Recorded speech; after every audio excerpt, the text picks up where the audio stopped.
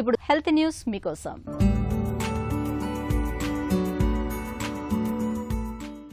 Vitamin D అనగానే ఎముకల పటుత్వం, రోగ నిరోధక శక్తి బలోపేతం వంటివే గుర్తుకు వస్తాయి. ఇది శారీరక వయసు త్వరగా మీద పడకుండా చూడటానికి తోడ్పడుతున్నట్లు Mass General Brigham medical college of జార్జియాకు చెందిన పరిశోధకుల తాజా అధ్యయనంలో తేలింది. మన క్రోమోజోముల చివర టోపీల మాదిరిగా టెలమిర్ అనే రక్షణ కవచాలు ఉంటాయి.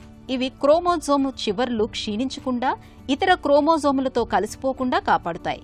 కాకపోతే వయసు మీద పడుతున్న కొద్దీ టెలమిర్ల పరిమాణం తగ్గుతూ వస్తూ ఉంటుంది. ఇవి మరీ పొట్టిగా అయితే శారీరక వయో ప్రక్రియలు ప్రేరేపితమవుతాయి. కణ విభజన నిలిచిపోవటానికి, వయసుతో ముడిపడిన జబ్బులకు కారణమవుతాయి. ఇక్కడే విటమిన్ డి అనేది రక్షణగా నిలుస్తోంది. దీన్ని మాత్రల రూపంలో తీసుకుంటే టెలమిర్లు పొట్టిగా అవ్వకుండా కాపాడుతున్నట్లు పరిశోధకులు గుర్తించారు. ఈ అధ్యయనంలో 55 ఏళ్లు పైబడిన మహిళలు, 50 ఏళ్లు పైబడిన మగవారిని ఎంచుకొని కొందరికి విటమిన్ డి3 రోజుకు 2000 యూనిట్లు, మరికొందరికి ఒమేగా-3 కొవ్వు ఆమ్లం రోజుకు 1 గ్రాము తీసుకోవాలని సూచించారు. 4 ఏళ్ల తర్వాత పరిశీలించగా విటమిన్ డి తీసుకున్న వారిలో టెలమిర్లు పొట్టిగా అయ్యే ప్రక్రియ గణనీయంగా మందగించినట్లు తేలింది.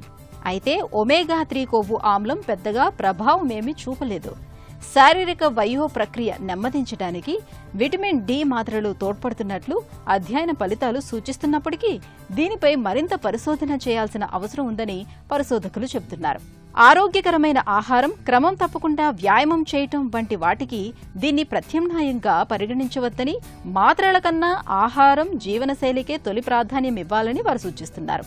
కాకపోతే ఒంట్లో వాపు ప్రక్రియ పెద్ద మొత్తంలో ఉన్నవారికి లేదా దీర్ఘకాలిక జబ్బుల ముప్పు అధికంగా ఉన్నవారికి మాత్రలు మేలు చేసే అవకాశం ఉందని చెబుతున్నారు. విటమిన్ డి పొందటానికి ముఖ్యమైన సహజమైన మార్గం చర్మానికి ఎండ తగిలేలా చూసుకోవటం. సూర్యరశ్మి సమక్షంలో శరీరమే దీన్ని తయారు చేసుకుంటుంది.